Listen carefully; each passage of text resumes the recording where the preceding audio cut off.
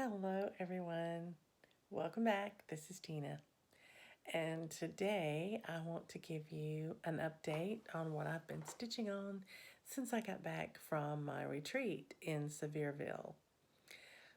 So, as the first of each month rolls around, you know that I work on another little sheep virtue on my Afghan. So oh, sorry, I hit the camera. I even have this still on my stand, and I'm going to go ahead and show it to you because I just finished it. And this is the fifth one, and the name on it is Faith.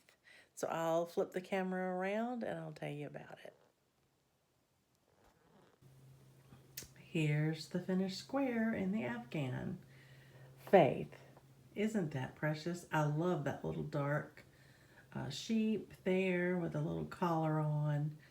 You got the moon, and you've got some little tiny stars, these little pinpoint stars here.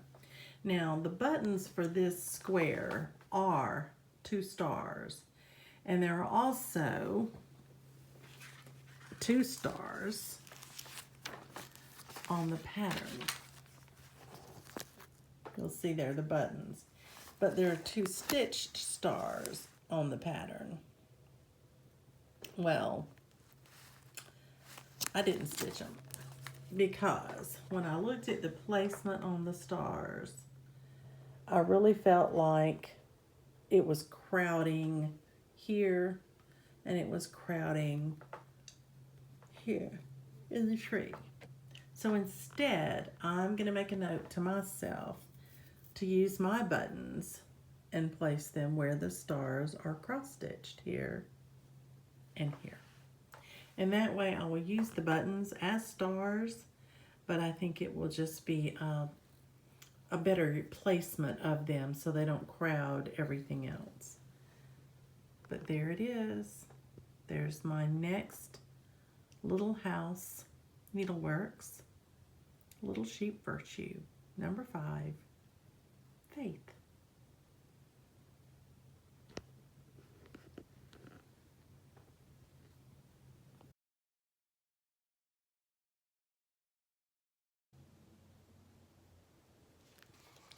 Hello everyone, welcome back.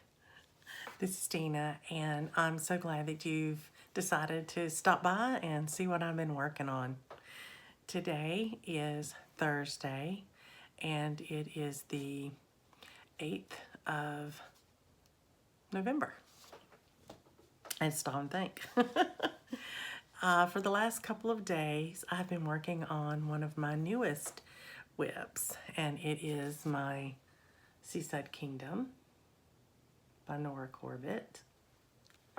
And if you've seen it before, you know I selected a hand-dyed fabric to do this on that's a little bit bright and bold, but I'm really liking the way the colors pop on it. So I appreciated all the feedback I got that you liked the color I chose to fill in the castle. So this time I did a little more work, moving my way down the castle, and here's where we are. I also went up. So I worked on this top here and this, what looks to be a pole or rod that's helping to hold that castle up, I guess. And then I came on down below the flowers, and I had part of those indentions that look like windows. I had the darker color done, but I was waiting to decide if I was going to use Krynic or the Petite Treasure braid. And I got Petite Treasure braid, and I went ahead and I put it in those windows. I can't tell if you can see the sparkle, but in real life they very much sparkle. But I like the way that they're filled in.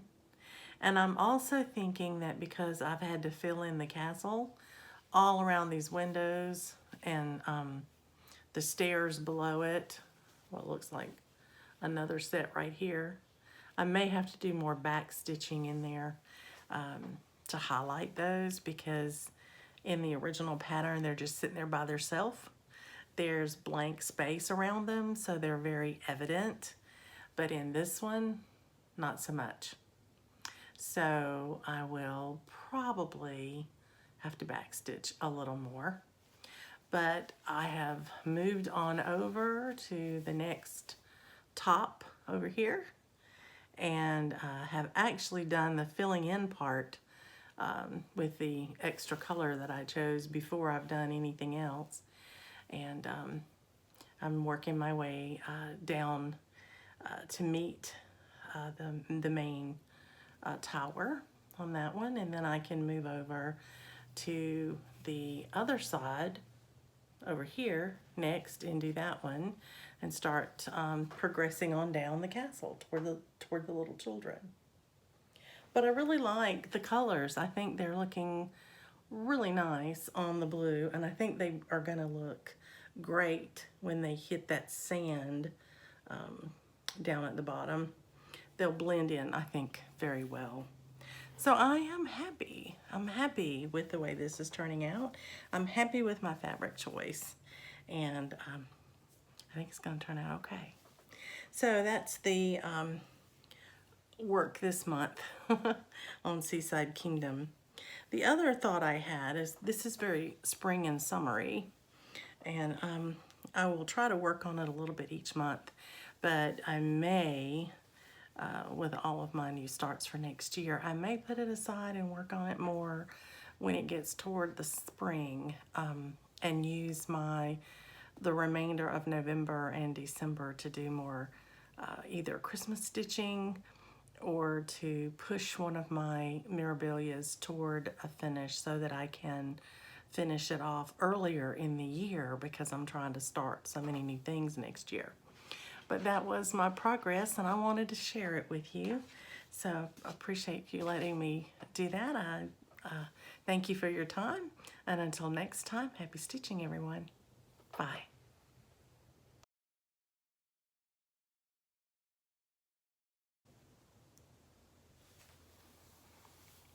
Hello, everyone. Welcome back. This is Dina. Today is Sunday, and it is the 11th of November already. I can't believe it. Well, I'm just here to give you a quick update on my whip that I've been working on for the last couple of days. And it is one you'll recognize. It's the Nantucket Rose. And I do know that there are a few new people that have started stitching her recently, and I'm excited to see their progress and see what they start doing on her. So I'll kind of go ahead and show you where I've gotten to on her.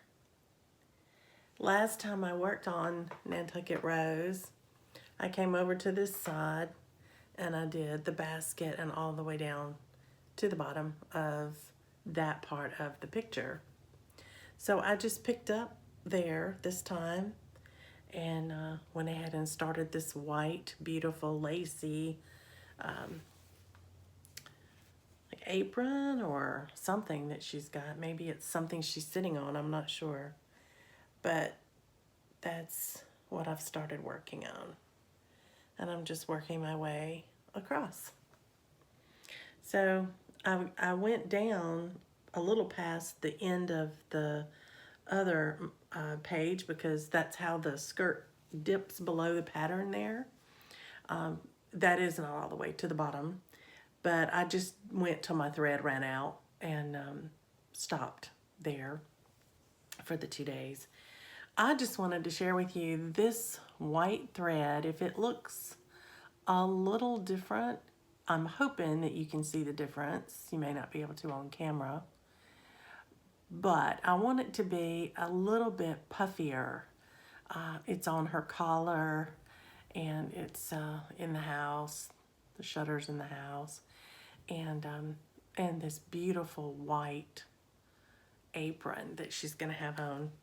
And so I'm actually stitching it with B5200 number 8. And so it's I'm using one strand of it, just the way it comes off the ball here. But that's what I'm using for the white in this one.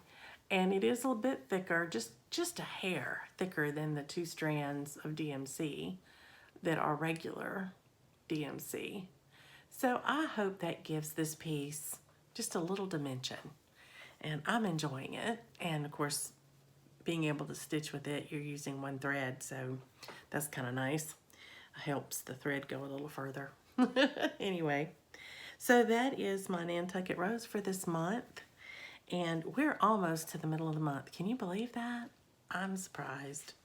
Anyway, I'm starting to Christmas shop and wrap presents and think of how I'm going to decorate this new home that we're in. And today, my husband actually brought the Christmas tree out of storage for me. So I'll be working on that later today. And at least get it set up and maybe use this week to decorate it. Yes, it's before Thanksgiving, but I love Christmas and I want to enjoy it just a little bit longer. I hope you're enjoying your stitching, and I hope to see you in the next few days with another update. Goodbye. Happy stitching, everyone.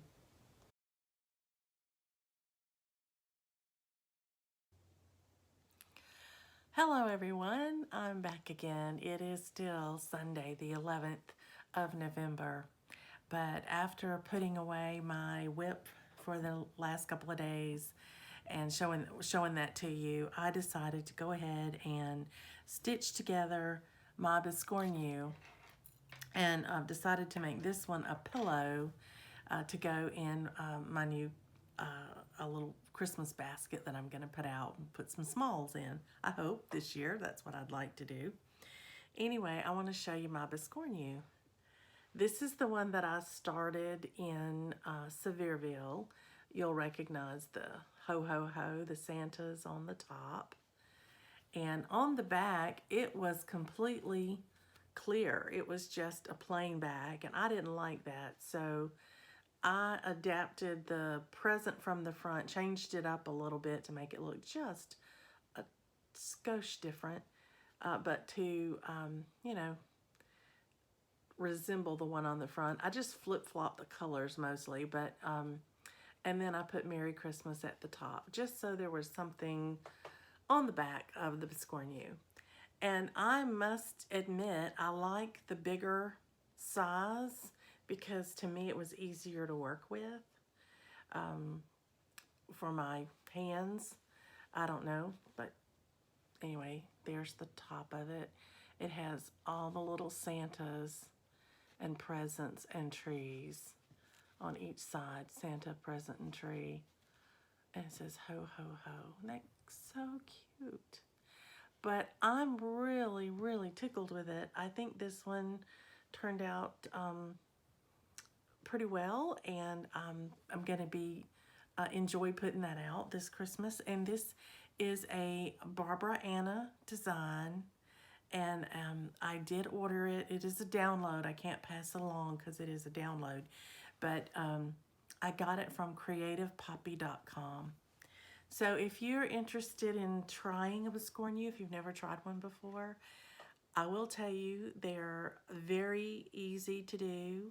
You stitch the 2 pieces, you know, and then you simply take the corner of one piece and put it in the exact middle of one of the sides of the other piece. And when you start stitching that corner to that middle and you get to the corner, you have to turn. And so that's what makes the interesting shape. There are instructions on how to put it together with the patterns on creativepoppy.com, and I thought they were very good. And then I just took 2 little red buttons out of my stash to pull it together, you know, to give it that shape in the middle. So I have my Christmas Biscornu, and my first Christmas thing I have made and fully finished for this year. Maybe my only one, I don't know. But anyway, I just wanted to come back and share that with you before I get tied up for the next few hours putting out some of my Christmas decorations. My husband and I are going to go to our storage area in our basement where we have everything in boxes and sort through and see what we're going to put out this year. And we're rearranging the house. Yeah. There wasn't a spot to put a Christmas tree. There was furniture everywhere. So we kind of looked at that today and made the terrible realization that the perfect spot for the tree was where the dining room table is. It's in front of our big picture window, and the dining room is just right off the entryway, and you can see it from our living space. And we would enjoy the tree there, but I couldn't see it if I left my dining room table sitting there. So what we're going to do is move our kitchen table into storage just for a couple of months here in our storage area downstairs, and move our dining room table into the kitchen just to get it out of the dining room. It's a bigger table than the kitchen table, so it'll be a little tight in there, but it'll give me that whole space in my dining room that was table, and now I can have it to put up a tree and put the presents under the tree. And I've long wanted to put a village under my tree, and I've never had a space big enough to do that. And so I may get to do that this year once the presents are opened. I don't know. I'll just have to look and see. But I'm excited about the possibilities of discovering what I'm going to put up where in the house. But you can rest assured that Smoky Mountain Christmas will be somewhere. Oh, thanks for letting me share with you my Biscornu today and my plans for getting ready for the holidays. And I just hope you're having a great day stitching. And I'll talk to you soon. Bye. Happy stitching, everyone.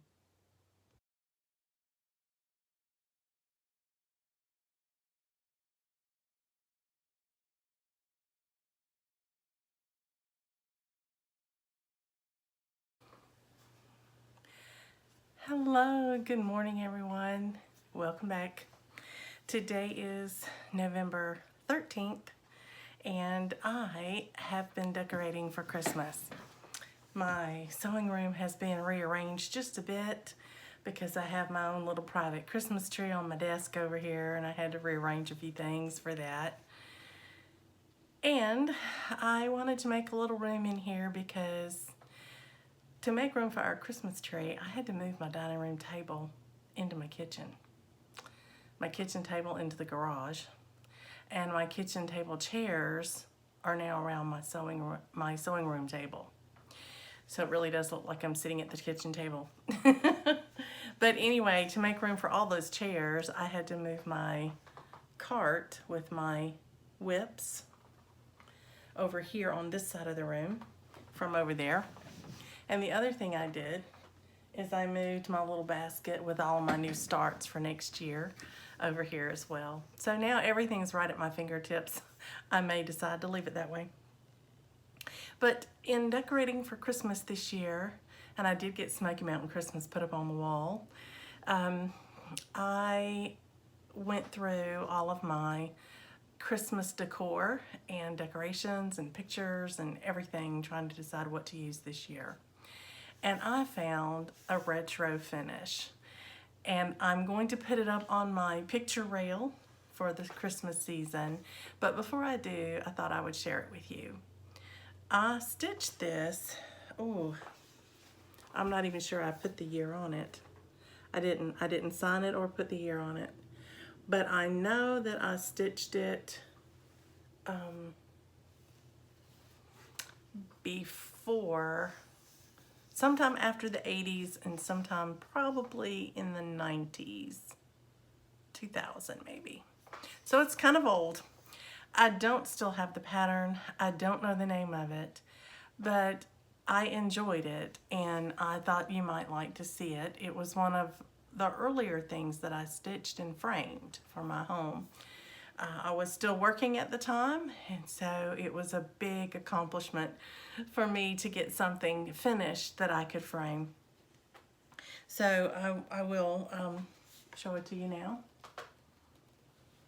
This is, of course, the baby Jesus, Mary holding the baby Jesus, and you see the angel in the background. All of that are half stitches in the background. All the background is half stitches. But I just love this piece, and it had the Christmas holly around it. I just thought it was beautiful at the time, and I even copied the recommendation on the pamphlet and had my framer cut out the little piece under her sleeve so that it looks, you know, a little artistic. But I just love this piece. I thought it was lovely and beautiful. And I had it up in my home right after I finished it for every Christmas season for several years. Until I packed it away and just, quite frankly, didn't even know where it was for a while. So when I was unpacking all of my Christmas decorations, I found it. And I was so glad I did. So now I have a chair rail or picture rail, and I can put it up there and enjoy it all Christmas long. So that's what I'm gonna do. Unless my husband comes up with another spot that he can swap out a regular picture for this one, that's what I'm planning. So, retro finish. Hope you liked it. I wish I knew the name to tell you. I'm sorry I don't. But that's that one.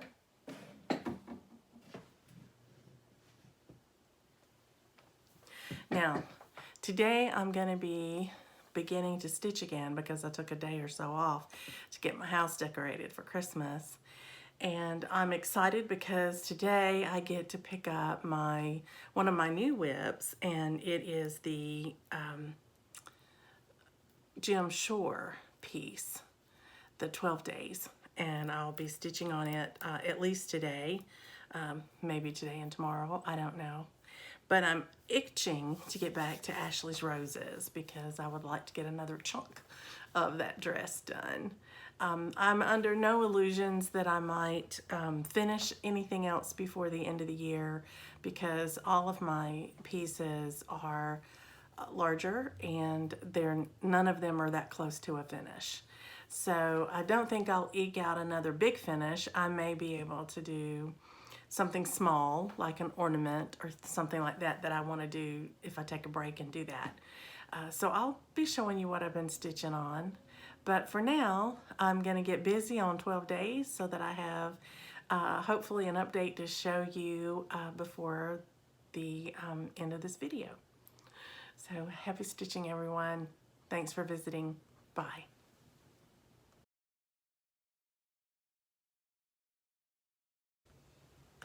Hi, everyone. Welcome back. This is Dina, and today is the 14th of November. And I'm just here for a quick update on a whip that I've been working on. So this is my Jim Shore piece called 12 Days, and it is a Design-Works kit, and I got started on it just a while back when I decided I was eligible for a new start after making 2 large finishes this year. And when you last saw it, I had stitched on the center of the design where the little partridge in a pear tree is in the center of his coat. And then I had worked on down beneath that partridge is the French hen. And that's all I had done when I got started on it, this rotation. So I decided rather than tackle so much confetti on the last couple of days, I came up here and I worked on this outline or trim on his coat and worked my way up, did the belt buckle and the outline of the belt, and now I've started on his coat. So that was a lot of fun. Helped kind of center the piece a little bit more. I think I'm gonna continue working on the coat over here and then maybe come up here and continue on up. I think I would like to go all the way to the top of the design. I tend to start my designs usually in the upper corner, left-hand corner, like I read, you know, this way. And this one I really had to start in the center because of the design. It just lent itself better to being centered on the fabric if I did that. So now I think I'm gonna work my way up the design till I can get to the top and work my way over so that I can do my normal progression. I think that would make it easier for me than trying to decide what do I want to work on him now. But I think he's coming along very well. I've had about 2 good days of stitching if you put it all together. A little bit here, a little bit there, but that's what I've gotten done so far.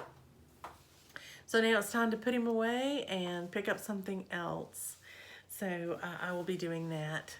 And hopefully we'll come back and give you an update pretty quickly when I have something to show there.